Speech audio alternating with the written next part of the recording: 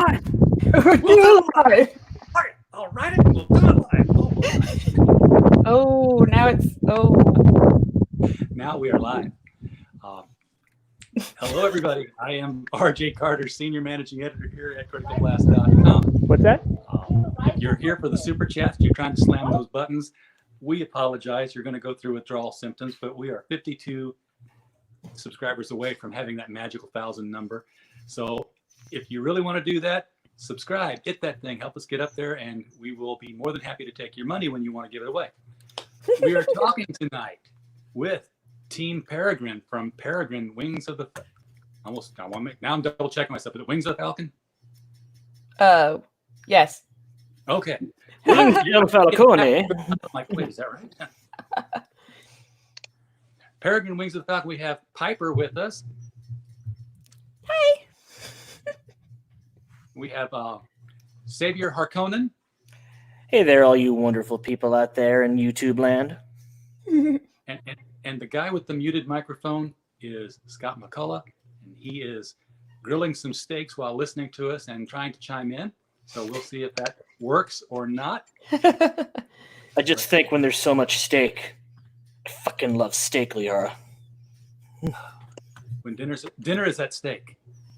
Oh, that didn't work. Rewind that. Take that back. So, yet another crowd-funded comic. There's so many of them, and I love it because it gives us fresh shows all the time. Who wants to jump in and tell us about why you want to get in on this book, other than the fact that I've seen some beautiful art from it? Xavier, you want to tell them? All right, so this is you just want to know what the book is about? Tell us what the book's about and why we want to buy it. Peregrine Wings of the Falcon is the first entry in the Reconstruction universe, which is a project that we hope will bring a resurgence of quality superhero comics and storytelling with fantastic art. It takes place shortly after a catastrophic event has basically decimated the entire superhero community. There's only a handful of major superhero players left in the world, and even the street level guys, they got hurt pretty bad by this. So there's a massive power vacuum, and the world is really licking its wounds. And among those that fell is, in fact, the world's mightiest hero, a character named Silver Falcon. And Peregrine is the story of, well, his daughter, who is now in a position where people expect her to step into the role of being the mightiest hero and the defender of the world, but that's not necessarily what she wants for herself, and she feels that this is being forced on her. But some new things come to light, and it sets her on a very interesting path. Okay, so what are her... Where is my bird book? It's coming. It's coming. So what is her power set? I mean, if she's the world's most powerful, or scion of the world's most powerful hero, is she as powerful as her dad? And is she Superman? Silver Falcon was effectively the Superman of this world. His power set was similar, but it wasn't exactly the same. He was extraordinarily strong. They never really found what the upper limit of his strength was, but there was one of those things where they didn't have him pushing planets around or juggling moons like, Superman did, depending on what age he's in. But they never found a way to really quantify how strong he could be. But there were some times where it's like he really had to work hard to do stuff. He was fast. Yeah. Well, he was fast, but he wasn't like the Flash fast. He could fly, and he was nigh invulnerable. He could be hurt, but he could really, really, really take a lot of punishment. All right, and apparently he took too much because... Is it a spoiler to say, yes, he's really dead, or is there going to be some sort of mystery as to whether they found the body? Oh, no, there's a body. He's gone. There's a body. If you actually pull up our campaign, you actually see page 1, his funeral. And his casket is there with a flag draped over it. I'd pull that up and share it, but you know what would happen? This whole live stream would just collapse. Oh no. No. Do you want one of us to pull it up? If one of you guys wants to pull it up, we can happily absolutely share it. I hate when two words are so similar and they're coming out at the same time. Yes. We can absolutely share it. Okay. Piper, do you have it, or do you want me to get it? I was gonna say I already have it up if you want me to do it. Yes, please. Okay, let's see. And we have the link in the description so everybody else can click on that and just read along with a bigger view. And while you're there, go ahead and hit that funding button. I mean, why not? You're there, right? Might as well. And buy my sketch cards. Buy them. I love cards. I love that Comicsgate is doing the card. Are you guys considered Comicsgate? Consider yourself Comicsgate or not Comicsgate? Yes. I don't remember. Yeah. You are. Yeah. I never want to assume. I always just say crowdfunding comics because there's some that are and there's some that aren't. And I'm happy with all of them. Well, books. So Comicsgate is definitely the reason why I wanted to try to create comics. Because I wanted to way back in the day and realized it was too clicky, the whole scene, even the indie scene. So I was like, there's no way I'm getting my foot in the door. And then Comicsgate happened and I realized, no, I could do this. Yeah, absolutely. I think every writer at some point has the idea where, okay, I can write this, but this story doesn't work in this medium. Well, what about comics? Then you learn you can't draw. Or you can draw, but you can't draw a comic. You're drawing Normal Man. Or not normal, but Cynical Man. Right. Or you can do concept art. You can't do sequential art and look, here's a fight scene. Right. Well, the first thing I'm seeing that I like is a solid green bar going across here. Yeah. It's pretty exciting. This book is happening. It has been funded, but let's hit some stretch goals here. Yeah, let's show that first that beautiful bean footage, that first page. There's our main cover and our manga cover. And that is the first page. It's got the Power Girl window. And I think it's fitting that reconstruction as a universe, but also reconstruction within the world, begins with a memorial to those that fell. Yeah. Those some big honking statues. Yeah. They were bigger than I expected. Yeah.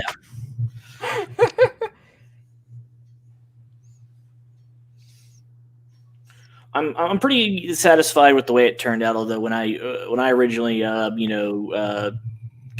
about it, I kind of imagined more like I think it's the World War II memorial, where you kind of got like a curved wall with names on it and a couple statues. Yeah. So, but I think that looks good. There's a lot more gravitas to just big statues in a park. Yeah. Okay, so she's starting off by putting on a costume or a jogging suit, or a bicycle pants. This is her training suit. Okay. I was gonna say she doesn't have the Power Girl boob window going on there. Yeah. I just slowly going through. I can't check both screens. Now, this is the kind of artwork that I like seeing in a superhero book. I'm not a huge manga fan, so my son reads a lot of that, My Hero Academia stuff. But I like this. I guess it's called, the style is realistic style, but it's what you used to get from like a DC Comics house style under Jose Luis Garcia Lopez and George Perez. Yeah. I do like manga too, but I feel like, manga stories fit their style and the story fits this style. Yeah, exactly. If we had an artist that we could lock in a small room and he would produce 29 pages a week until we tell him to stop, it would definitely change the style and the pacing of the storytelling. Sure. So one of the things that Scott made sure we passed on here is that she is a reluctant hero. She doesn't really want this role, but feels it's sort of being thrust upon her. Right. Yeah. So what kind of power set does she got? Why is she scared to go out, or is she just like, I'd much rather, be a clothing designer or a comic book artist? Right. When she was growing up, she was being taught to use her powers by her dad. And due to some, I guess we can say, miscommunication or poor communication, because dad's always at work, and as a result, sometimes it's hard when you're always working to come home and just be a dad and say the things that you have to say, and sometimes the words you do have to say come out wrong. And as a result, she gained the impression that she has no choice in this. She's going to learn to use her powers, and she's going to take on a mantle, and she's going to protect the world because, well, that's what her dad does, and she's got her dad's power set effectively. So what else is she supposed to do? And nobody said that to her, but there were some other people that may have helped give that impression, and so she immediately balked at. I don't want this. You're not going to force this on me. And she kind of went her own way. Okay. But something's going to make her, I guess, want to become the hero. And let's face it, if you don't want to do the job, you're not going to do it very well, no matter what the job. Right. Yeah, something does happen. Eventually, we don't want to give away. Oh, that's the bottom.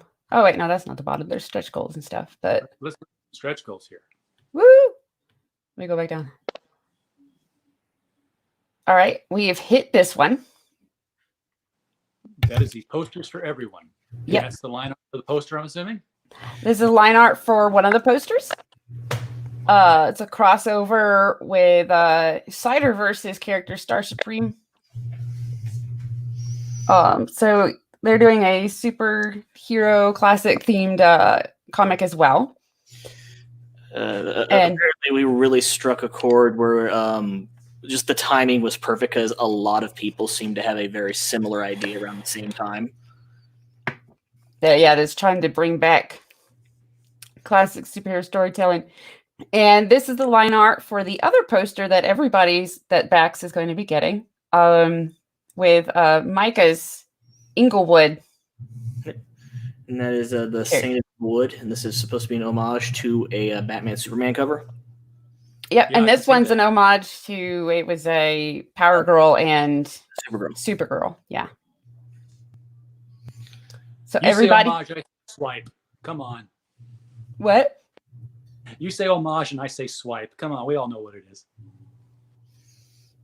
Well, I don't know. I'm kidding. I was gonna say. At least he didn't trace it.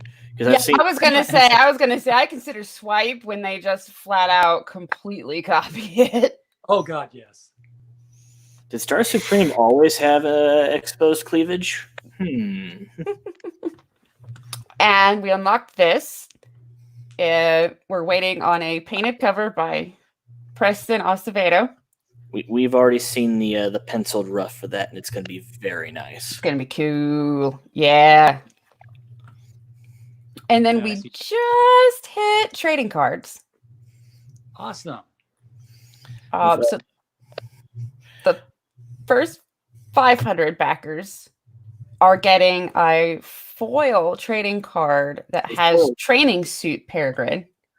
Is a foil card, not a holo card. It is a foil card, not a holo card. I've already been corrected before. Please don't hit me anymore. It's foil. But they'll get that on top of regular suit Peregrine. Everybody else will get regular suit Peregrine. And then there are going to be, the other characters are also going to have trading cards, and we are going to, in the future, give different ways you can get those. Very cool. So how far are we now from 34,000, which is a unique number, but special because... we want to beat Deadbeats. I personally have like a personal grudge. So I definitely wanted to beat Deadbeats, and we're doing some special stuff for that, but we're stuck on the number that we're at right now. Oh yeah. And we've been stuck there for a while, and the number is killing me. Oh God! Did we make any money today? No. Come on, buy my book, please. People, we've got to defeat evil. Yeah. We got 13 days left, and we're stuck at $10 short of 2,100. Come on, just don't pay to post on something awful for once in your life. Just what we can say, what'll be cool is we will soon be able to offer the Preston cover as its own perk too. Or an add-on, and we will be able to put both his sketch and the painting up to buy on here, and you'll get a bird book too. Yeah, Raptro rather is asking, are you guys going to do an homage poster to the issue of Green Arrow and Green Lantern where they find Speedy doing heroin? Dang it, Raptro! You just spoiled Preston's cover. Way to go! Dang. It was going to be special, but you got it right on the first guess. Unbelievable. Unbelievable. It's a special creators only cover where Scott and Xavier walk in and Piper's doing the hookah. Oh my God! Our editor is. This is fine. Oh, geez. Yes, but, oh, by the way, the difference between foil and holo is this is holo. These are our Critical Blast stickers that we give away to anybody who just DMs us and says, hey, send me one of them cool Critical Blast stickers, and here's where to send it. And we put it in an envelope and slap a stamp on it. Oh, neat. That's pretty cool. And you get it. Sticker Mule provides all that. Cards. That's what I want to talk to you about, because I've been talking to everybody about these trading cards that everybody's doing. Understand, I am not an artist. I can't even draw Cynical Man, and that was just a book of stick figures in the 80s.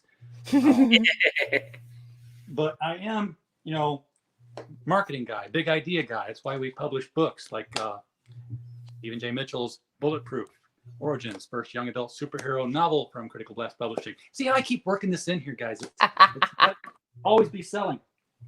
But everybody's doing these trading cards. I'm like, we're going to do a set of 9 trading cards, and it'll form one big picture. And I'm like, guys, why don't you, not you specifically, but just assume that you specifically for right now, why don't you hit up 8 other people in Comicsgate, crowdfunding comics, whatever it is, that you like and get along with, which might be part of the problem, and say, hey, let's do 9 trading cards of all of our main characters in one big picture when they're put together, but we just sell our trading card with our funding.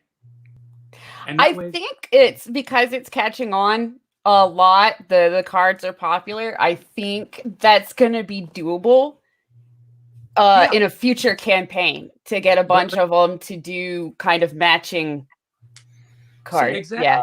I've expressed interest in developing a trading card game where you have sets based on certain books that you back, and you kind of duke it out with somebody.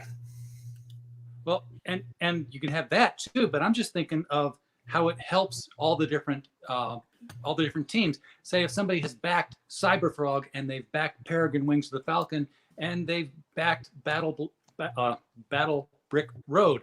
Now they got 3 cards that go into their sleeve, and they're like, oh, these all form a picture. I should really go back these other 6 campaigns so that I can get the full set of cards. Who's going to have a full set of cards that backed all 6 campaigns or all 9 campaigns? So that, like, everybody's kind of, because I backed your campaign, I'm more likely to back your other campaign here because you work together on this card set. I don't know. It's just an idea, folks. I think it's an interesting idea, and I think that in the future, something like that is more possible.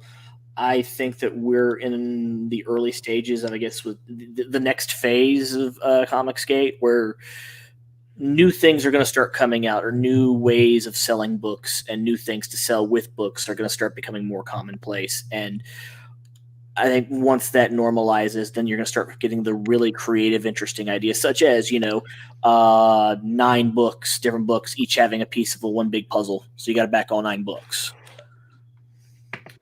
I'd love to see a publishing house come out of this. That helps everybody. I think that's inevitable. I honestly feel that is inevitable, but nobody wants to be the one to do it. And I think a lot of people, I think Ethan and Mela and some of the others know it's going to happen. They just don't want to be the ones to have to do it. Yeah. And eventually somebody's just going to have to do it. Well, maybe it'll be the alternate distribution thing. I am pretty excited for that. That's cool.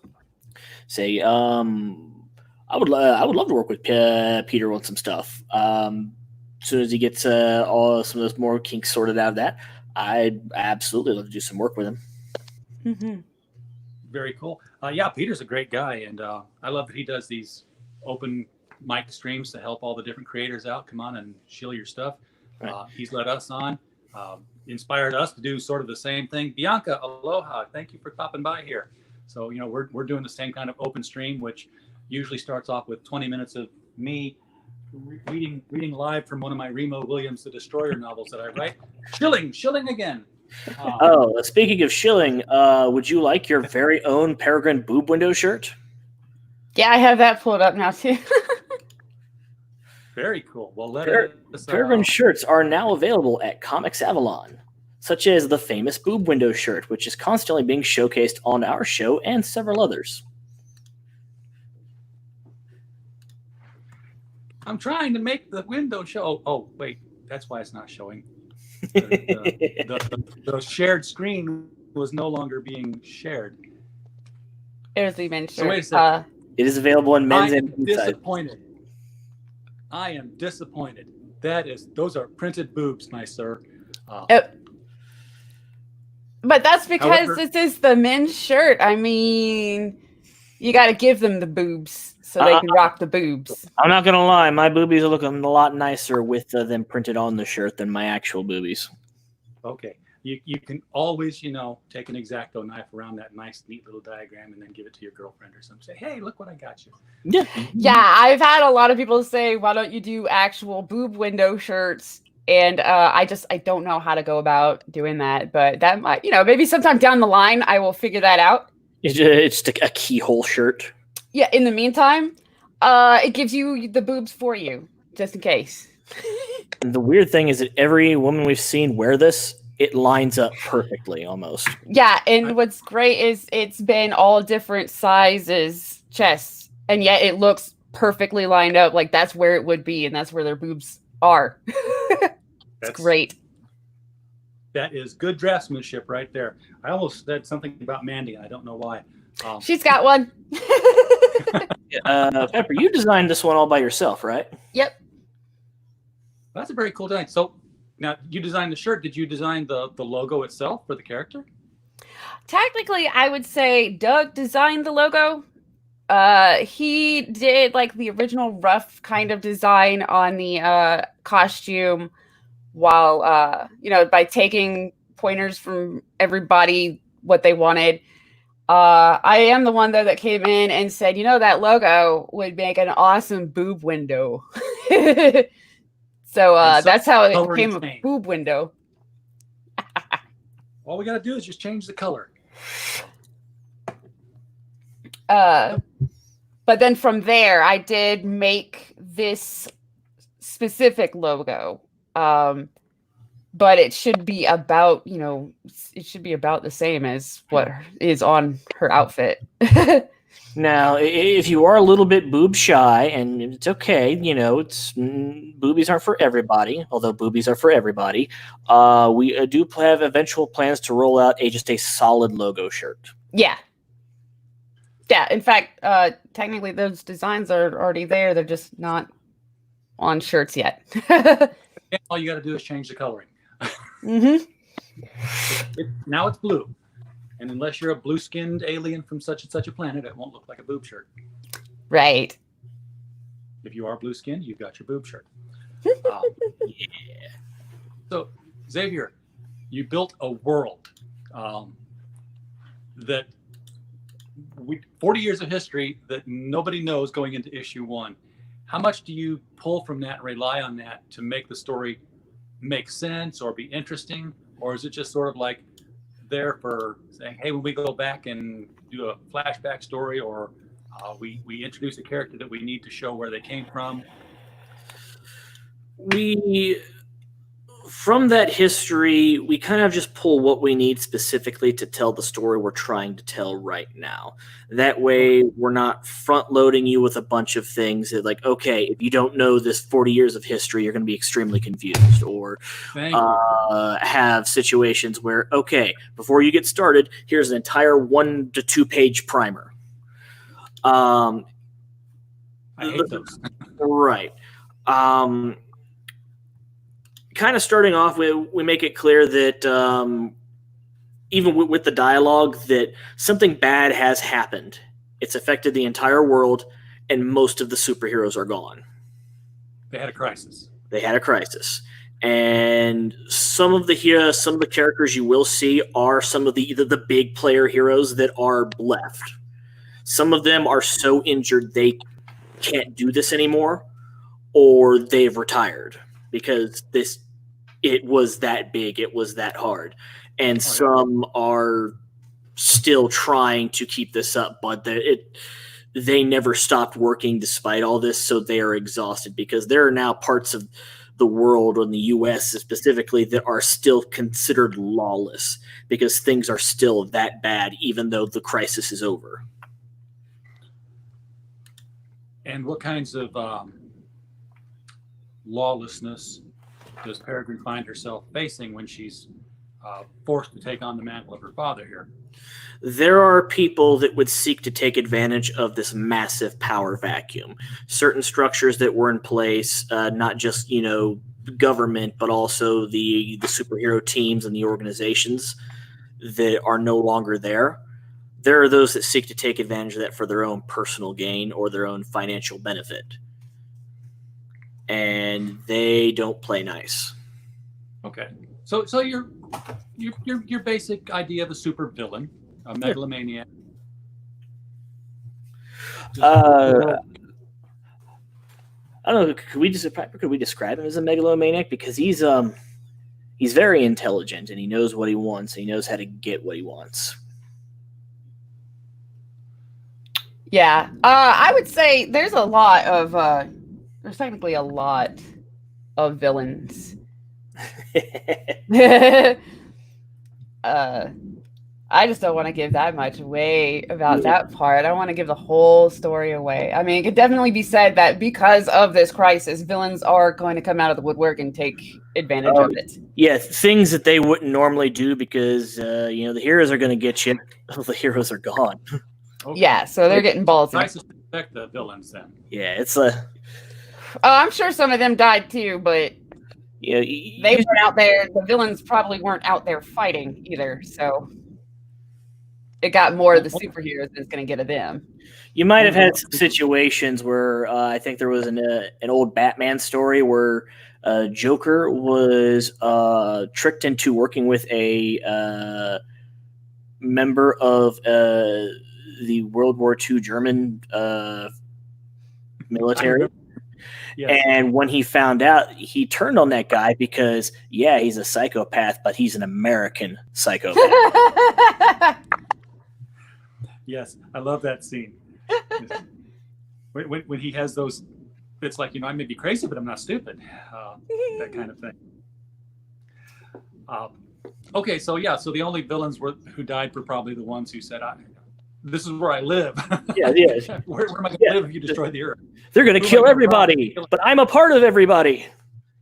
Yeah. Yeah, so it's definitely going to have taken out plenty of villains too. But then there's going to be those villains that are like, I'm just the superheroes have got this, so I'm just going to lay low and wait till this is over.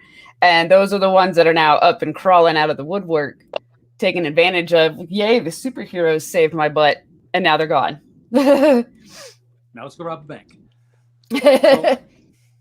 So tell us about Peregrine, the person. I mean, I know we know that she's been trained from a young age and was told that she's going to take this job.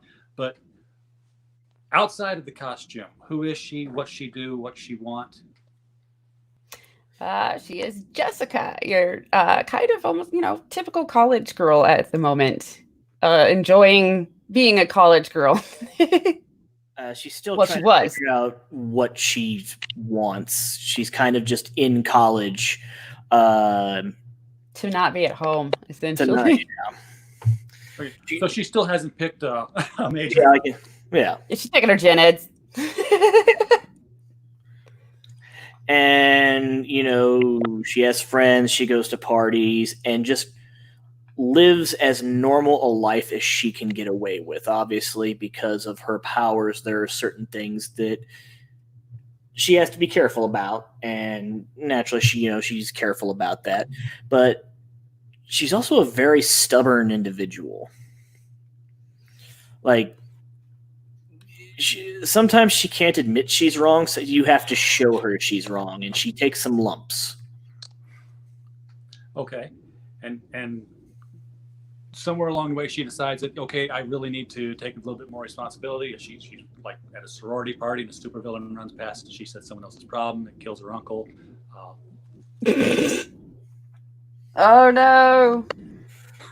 She doesn't end up in that situation, but it's almost her stubbornness is partially the reason why she ends up putting on the costume in this book. Somebody went into her kitchen and dumped out all the rice, and when she came home, she looked at the empty box and said, "Uncle Ben, no!" Oh no! And then she opened the refrigerator, and there was her boyfriend stuffed in it. Yeah. He was okay. He was drunk and high, and he just climbed in there because he could. Sometimes, you just do things. Sometimes you get drunk to do stuff that's, you come out looking like a cube. Open your fridge and just Cecil's in there hanging out. Hi, I'm in your fridge. Is that okay? She just closes the door on him. Get any more of this? What do you call it? Mason something or other. Okay. So, physicality of the book. What are we looking at as far as page count goes? Are we getting a single one and done story? And I know you said it's going to be sort of an ongoing, but it is a self-contained story. You're going to get the complete story of this book. And kind of starting out, we don't want to be in a situation where it's going to take you 3 years to get the entire story arc. We want this book to just be a Peregrine adventure, complete Peregrine adventure. And there is going to be 48 pages of a comic. We're going to have our character bios and character histories, a little bit of world history, some data sheets, and letters to the editor. Oh, and I think some other special crossover art is going to get put in there, since we got a hold of it late. We're going to make sure to pack this baby full of lots of goodies for everyone. Yeah. And letters. The story itself will be 48 pages. We want to have fun with that letters to the editor, so people can write to the editor, or they can write to one of the characters in the books, because that was something that I always enjoyed as reading comics as a kid. Is the grams in the back, and it's like, "Dear character," and then character responds. Yeah. Yeah, those were good ones. One of the things I love. I read comics. Woo! I have comics, and I love pulling out the old 70s issues, the 80s issues, and reading the back letters pages, because especially in the late 60s, early 70s, you just read the page down and say, oh, this one's from this person, this from that person, and suddenly you'll see something that's like, oh, this person came in 10 years later and totally revamped Batman, or you see the people who became the comic writers of the new generation. It's really cool to see them come up. And then, of course, you have people like T.M. Maple, who were just heroes of the letters pages all over the place. And sometimes you get a comic book and go to the back first, say, what did T.M. Maple have to say first? I think that would be really cool to go through an old issue and see some kids ask, Batman, how do I write, a Batman book? And Batman responds, just believe in yourself and work hard. And then that kid grows up to be a Batman writer. That would be awesome. I've got a couple of letters published. Not too proud of the fact that I had a letter published in the Alan Moore run of Swamp Thing, about 3 issues into Alan Moore's run, and I was like, what the hell is this shit?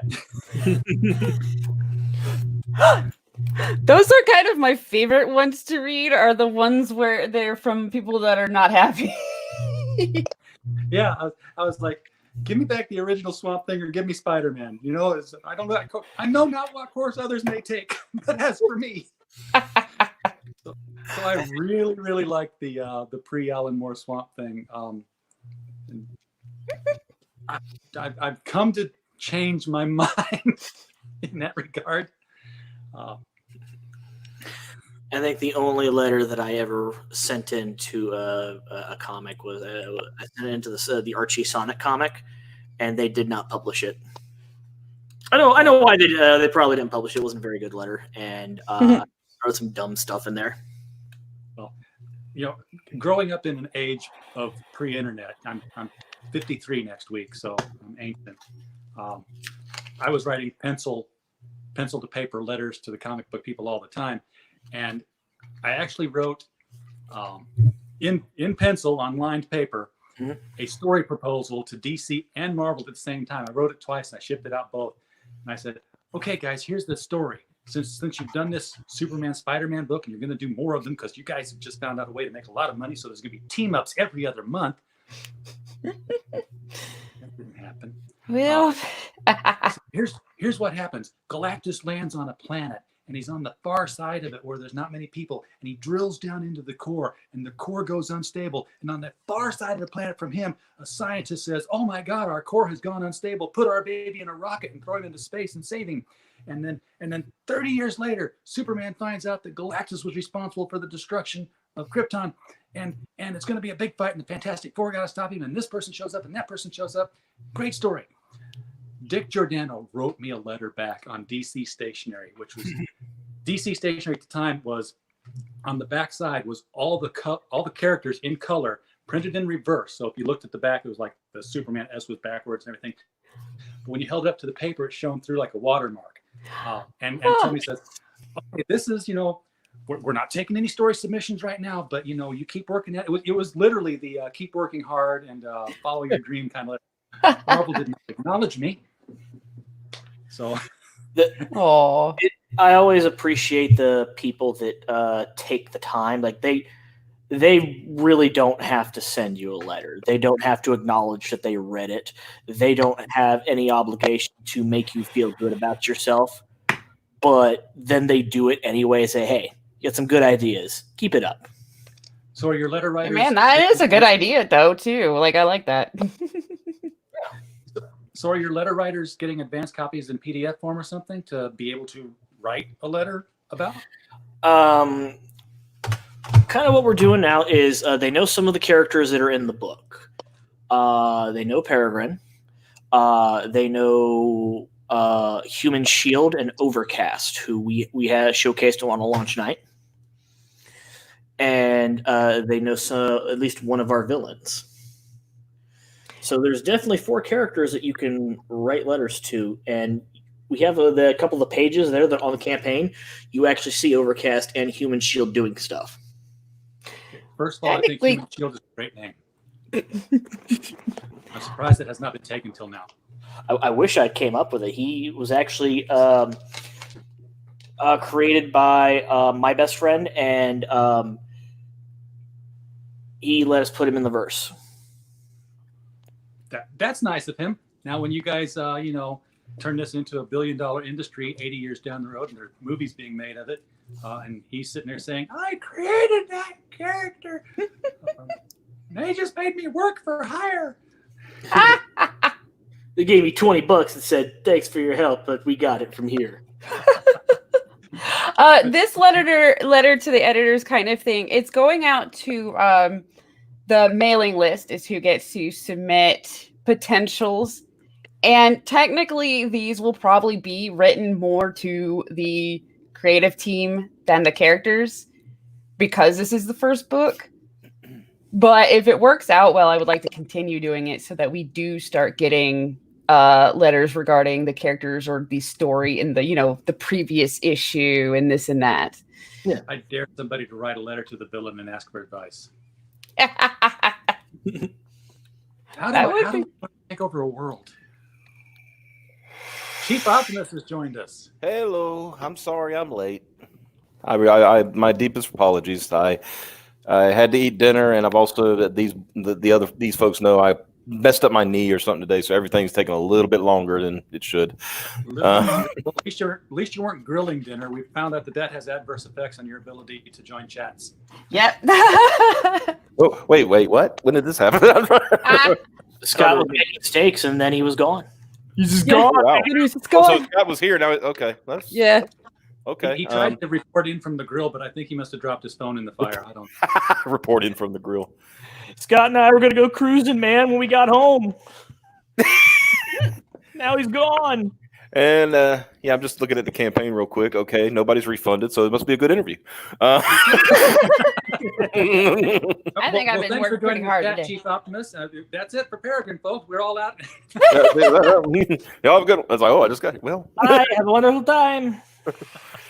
That's not the honestly. If that happened, that wouldn't be the worst thing that ever happened. One day I was I literally said I'll be back in a minute. I had to run do something real quick. Like it literally took me a minute. I come back and everybody's gone and the stream is over. Were you still streaming? They were still streaming. It was somebody else was streaming, right? And I said I'll be back in a minute. By the time I got back, everybody had left. The stream was over. And I'm just in the room by myself. I was like, well, okay. So at least they weren't watching live at your chair or your empty seat or something. Well, yeah, we haven't done empty chair. Yeah, we haven't done empty chair yet. We have done Sleepy Piper. Done a lot of Piper stuff. Yeah, like we were having a good time one night. Micah Curtis was joining us. We were, having a fun time, and that's where you and right that same wall. She was leaned up against that wall, right there. and I just like this is my comfy spot, even though this is like it's supposed to sit. The chair's got a headrest. Nope, I'm gonna mess this whole ergonomic thing up. Whatever. And then her head dipped down. And she kind of leaned. She was leaning on her other hand, and she was just, like head just dipped down. And then Micah was talking something. He goes, "Piper, are you asleep?" And then Xavier goes, "Piper," and then she wakes up like she was listening the whole time. Like, oh. That event has actually been adapted into a comic by Statistical Zero. Oh yeah, that's one of them. Yep. Yes, anybody's listening, check out Statistical Zero. He does these little I guess you could say almost like Calvin and Hobbes style. The little kind of like newspaper comic strips. Yeah, little comic strips, like 4 panels. They're really cute. He does different people in Comicsgate and stuff like that. Yeah. I'm talking to so many people, and I know if I'm chatting to them in Twitter and I want to send something to them, I can type their name in real fast. And now when I try to say them, I can't. Who's the guy who's doing the animations of all of Ethan's rants? Oh, Michael Bancroft. Yeah. Michael Bancroft. Yeah. Who's got another competing IGG that everyone should get behind and back because it also has very cool classic superhero telling artwork, just like does Peregrine Wings of the Falcon. I almost said Piper Wings of the Falcon, but it's a totally different kind of bird. Yeah, those sold out already. Piper. Yeah, the Piper perks already sold out. There were only 8 of those. Remember, I have 2 sketch cards left that were not purchased by my aunt.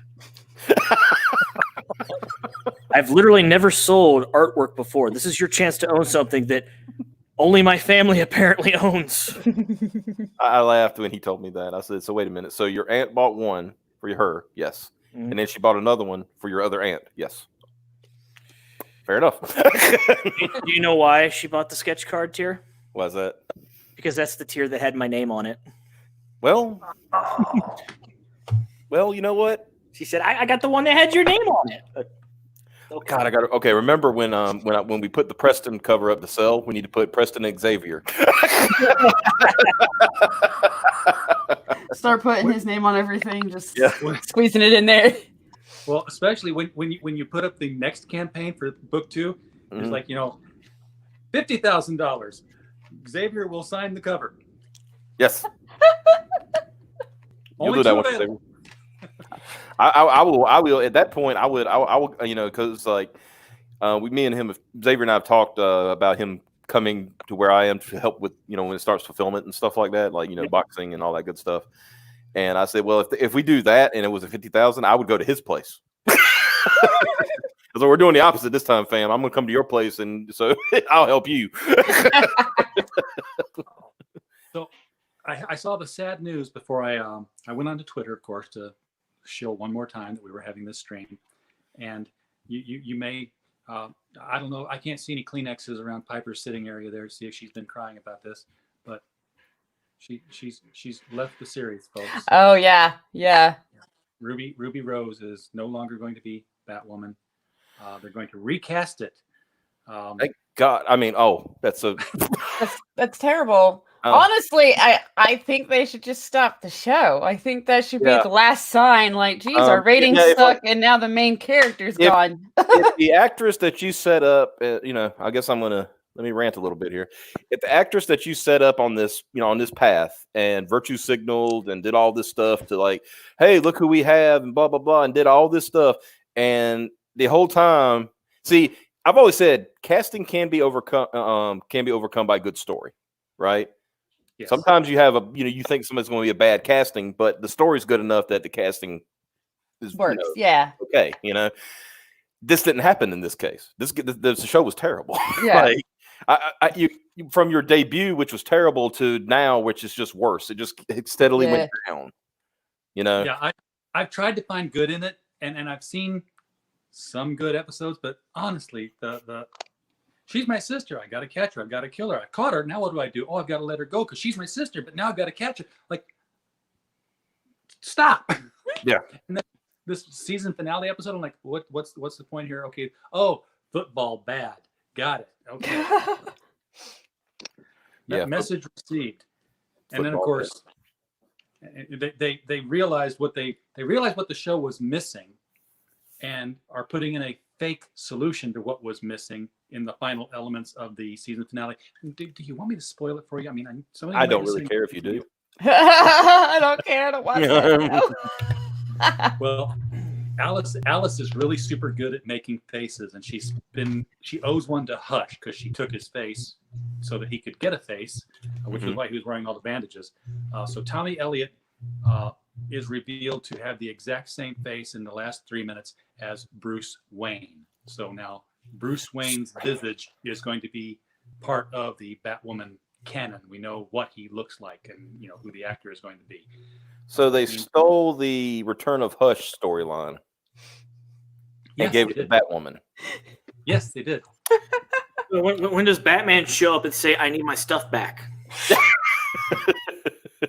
Yeah. By the way, that makes. See, I would have liked it if they did the Hush, because that would have worked in either a Batman movie or a Batman series, right? Because I've always said Hush is probably one of the most compelling villains he had because it's somebody who knew Bruce very well.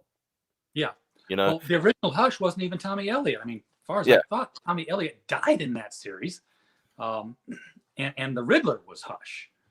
But what it was is, if I remember, okay, I'm trying to think because it's one of my favorite storylines. This is when comics are still good. Way back. Hush was Tommy, but Riddler set it all up because he took a dip in the Lazarus pit and got basically, on the level of super intelligence, and he was able to figure out Bruce Wayne was Batman, and so he fed it all to Tommy, and then Tommy used that to do the Hush thing. Oh, okay. But when the Return of Hush, that was a good story too, because like I said, that would have made a great movie because one of the things he did was because he was so sadistic, he kidnapped Catwoman and removed her heart because he's a surgeon, right? Right. And he removed her heart and kept it beating in front of her and kept her, like on a machine, to keep her alive essentially. So she's sitting there watching her heart beating outside of her body. And he's saying, the whole time he's talking about, Batman, he said, he's only got a little while to save you. You're going to die. He's just like very sadistic. It was great. I was like, that's a villain right there. Yeah. And let's face it, if Batman does show up and beats him up, you just beat up the surgeon. capable of putting the heart back in.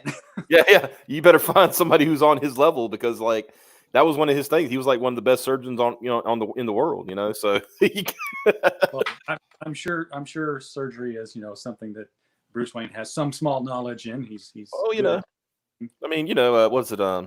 Alfred was a field medic. He could figure it out. Absolutely. I can stitch you back together. You'll be swinging from a rope and climbing through windows in no time after open heart surgery. Yeah. Well, but yeah, so yeah, she is gone. They stole the Hush story. They stole the Hush storyline and gave it to Batwoman. And I'm not sure what they can do to make this story any better. I've always said that the problem I had with the whole thing, and the thing was, I thought she could have made, Ruby Rose could have made a good Batwoman. Yeah, I just think she needed good writing. So with her gone, it's not gonna change much. Yeah, it's just gonna be weird. Honestly. I've always said, in keeping with the theme of the, like the Arrowverse and all that stuff, that they should have done Batgirl, and you could have changed it enough where, you still had to be Barbara Gordon's daughter and all that. Jim Gordon's daughter and all that stuff. Right. But then you could have had the removal of Batman. He's not there. The reason why she became Batgirl. Yeah. It's like, they needed Batwoman for. I mean, let's just be honest. They needed Batwoman for the virtue signaling aspect. Right. Exactly. Yeah. I think obviously it needed better writing, but it also needed to do something where it was completely unnecessary to shit on Batman in the process. Yeah. A lot of the stuff they were doing with her was, I'm better than Batman because I don't need Batman. Gotham doesn't need Batman. I just Gotham doesn't need Batman, but I need all of his stuff. Yeah. I'm not going to have Batman take credit for my work as I slip into his suit, use his tools, and right. And I need to have a secret identity, so nobody knows who I am. But I'm going to let everybody else know that I am openly gay because that bothers me. And if you're trying to figure out who I am, I've just narrowed the field of potential suspects down to I was going to say less than 10% of the population, but Gotham's different. I think there's something in the water because every female I've seen on Batwoman is gay. So, well, you got also. I mean, did they play up? Does she have like military experience and all that stuff? She does. Okay, yes. so you're narrowing it down even further then. Yeah. Because she has military experience, martial arts training, all this other stuff. So it's like Kathy, are you Batwoman? No. Well, the whole thing has a false premise for me anyway, because it's the same mistake that Birds of Prey made, not the current monstrosity, but the pre-CWWB series, which was Batman abandoned Gotham, which he would never do.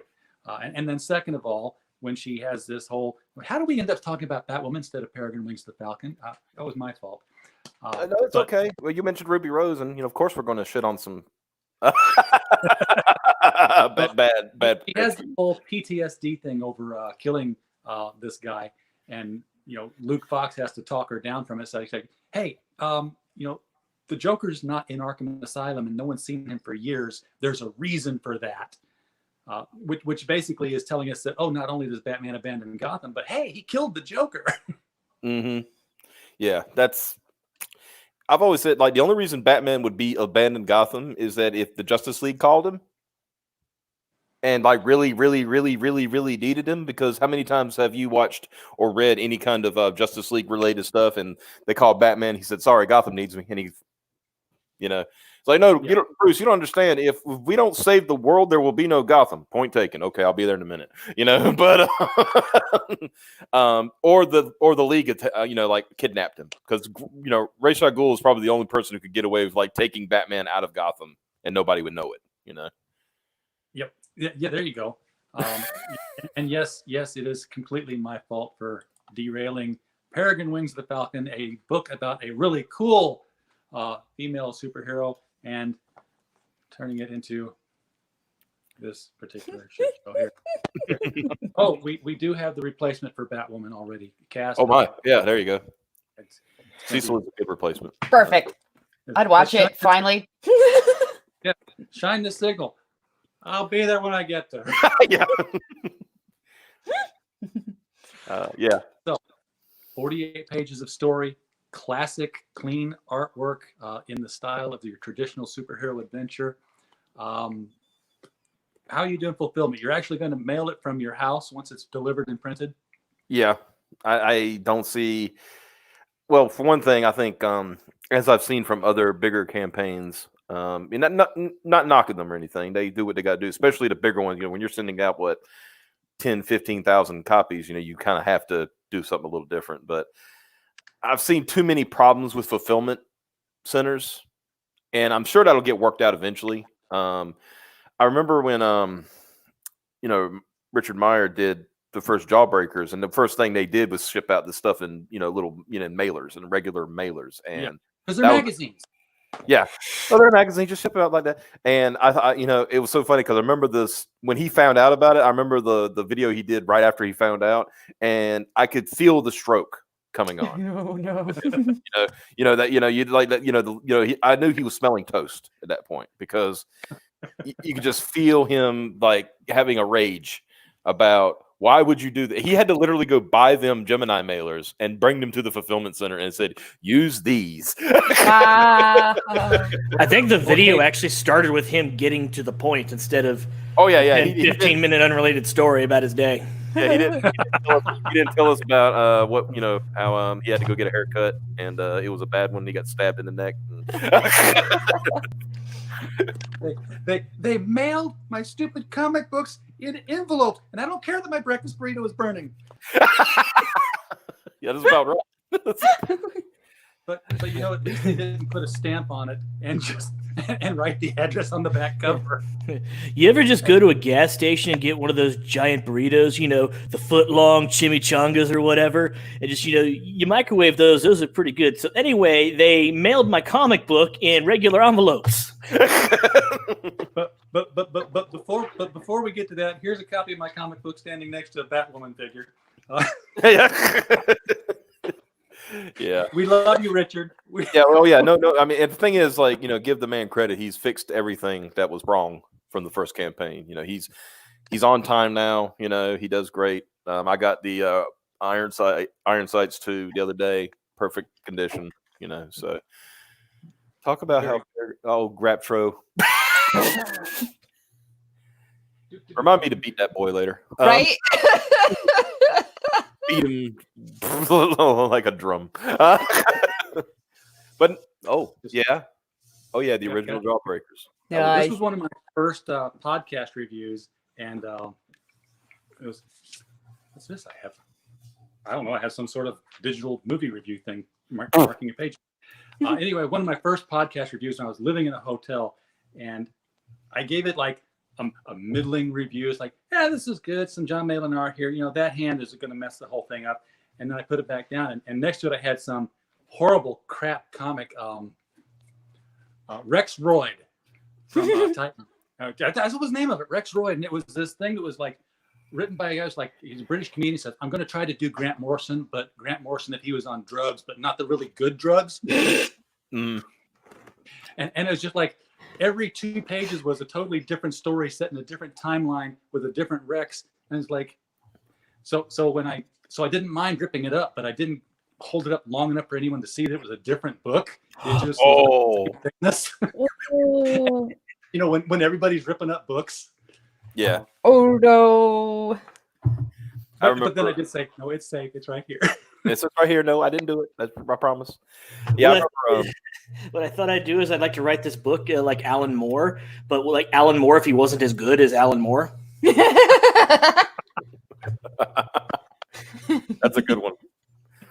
Yeah, I remember. I think it was the first person I ever saw actually destroying a comic was probably Yellow Flash, where he took his knife and just cut through it and all that good stuff. Yeah. Of course, he always cut through the boobies. You have to remember. Oh yeah, definitely. Never mind the fact that everyone's putting the boobies on the center of the book, and that's where you start cutting. The 2 funniest ones though I ever saw was he didn't like a comic and he went and put it on somebody's windshield, giving it to them. And then he took it to a car wash and he put it on a pressure washer and pressure washed the comic. I tried to do one one rip up comic review, and it was a Savage Dragon issue. Mm. So it was horrible already. Yeah. But again, living in the hotel, this time I was in the pool room because there was nobody there, and it was like this super humid area. So I'm reading the book, and I put it down, and as I'm talking about the book, it's getting wet. And I pick it up, and I try to rip it, and I can't rip the comic book because it's just. You'd think it'd be easier to rip when it was wet, but I was ripping down the spine. It was like just twisting. Yeah. It was too much. Savage Dragon was too much for you. It's inevitable. I needed the man who made a man out of Mac to come and kick sand in my face, so I'd send a dime to Charles Atlas so I could rip a comic book up. There you go. So, Peregrine, Wings of the Falcon. Yeah. Reconstructionist world building, clean artwork, nice boob window on a sexy female hero who's not sexual. She's just cute. Yeah. As far as I know, I mean, is she a lesbian who hooks up with every woman she sees? Because that's a selling point we haven't touched on. I think we made her straight, didn't we? Yeah. Yeah. Oh, well. Yeah. Amateurs. Well, it's one of those things, man. When we say traditional, we're not kidding, right? Like Silver Falcon, who's the father. You see him in the background on the cover, in the statue. Right. Thing. He's Johnny Apple Pie, like straight-laced American, Christian values, straight, down the middle. I mean, and just for anybody, this is not a preachy book, it ain't nothing like that. It's just establishing where his moral center is. Yeah. And if you're on our mailing list, you've received some materials that include a speech by him, and that's a pretty good place to where you can figure out where he lies. She was raised by him, so kind of, from a similar environment. There are plenty of characters, though, to, make them all sorts of different,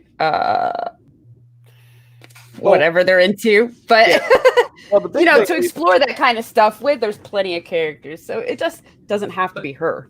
Yeah. But, she's raised by this father figure who wants her to go down a path that she doesn't want to go down. So you should have, first of all, a rebellious streak. She should be a villain, for crying out loud. She should have severe daddy issues. Well, I mean, she's going to have her, as we say, there was a disconnect there, right? I was going to say her version of rebelling was kind of going off on her own, and she is partying, having a normal life. Being a young, as I said, I'm 40 being a young adult. Yeah, but being a young adult. I was going to say a kid, but Yeah.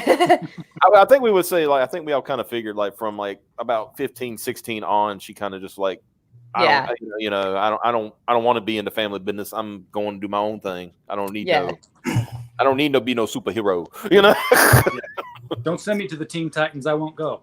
Yeah, pretty much. No. But it's still kind of her idea of being rebellious, besides partying, would be doing pot. Or I would be, being really bad. Yeah, or going to college. I'm going to college to get an economics major, so I have a real job and don't have to become a superhero kind of thing. That's kind of what she's figuring. She's not a boring character or anything. She's just I'm doing everything I can to avoid being a superhero at that point. Yeah. But she's also not going out of her way to just be absolutely crazy. She's got her own. She knows who she is and what kind of person she is, and she's kind of staying true to that. Which again, she's exceptionally stubborn. Yeah, like father, like daughter, kind of. Yeah. All right. So, how many more days we got left in this campaign? At the moment, we have 13 days left on the main campaign. 13 days left. To me, I'm saying y'all are thinking 13 days left to reach 50,000. I'm sitting here thinking 13 days left to reach 34,000 and defeat evil. Yes. Yeah, that was. And we cannot defeat this evil without everyone's help. Yeah. We had to discuss. I said, it's funny. For certain people, and of course we love them, but 815,000 was defeating evil. I said, we just want 34. I mean, yeah. Okay, so they defeated evil. You're just trying to defeat malfeasance. Yeah, exactly. 800,000 is like winning Mortal Kombat, so you don't have to defend the realm for 50 years. We just want to win this fight against. We want to win this match. We want to beat Kano real quick. Yeah. just for a moment. Yeah, we just want what do you call it? We want our Sub-Zero Scorpion fight. That's all we care about. You know? All right. Well, very, very cool. Again, I love what I'm seeing here. I'm going to be, adding that to my list of things I got to get in here and back real soon. Do you want to see the trailer? Yes, we want to see the trailer. You should lead with this. Trailers come at the beginning. Well, you asked me questions, so I didn't. Yeah. Well, we wanted to subvert your expectations. Yeah, that's our subverting expectations. We just do everything wrong. This is what's killing me right now is I'm supposed to be paying all these writers, and I've been doing that. So if you writers are watching here, because we have a new anthology coming out called The Devil You Know, and you can see the cover image of that in our Twitter feed and on our banner. Been paying all these writers, so I'm like, I pay them out, and I'm like, crap, I meant to save some aside so I could fund this or go out and back that. And of course, I did not do that. Yeah, that's kind of like been our thing. So let's see this. Cat scratching my door right now is driving me crazy. Roll that beautiful beat. What happened to our heroes? I used to think my father simply decided that the world needed Silver Falcon more than I needed my dad. Can anyone step up? Your heroes are dead. Can the world endure They're gone. without the icon? Is there anyone left who can take up his mantle? How did I only realize now how wrong I was? 48 full-colored pages of superhero action. And what path should I choose going forward? A return to the kind of comics that we know and love. I'm ready. Featuring illustrations by Douglas Franchi, who has worked on X-Men Blue and Halo Escalation. Interior colors by Farah Nurmalitha of Door Kickers, Super Harem, and College of the Dead 2. Now available on Indiegogo.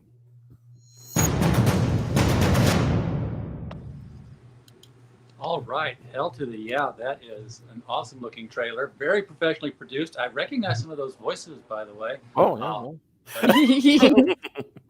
That was by our. That trailer was done by our what we call our little Venezuelan boy, Caleb.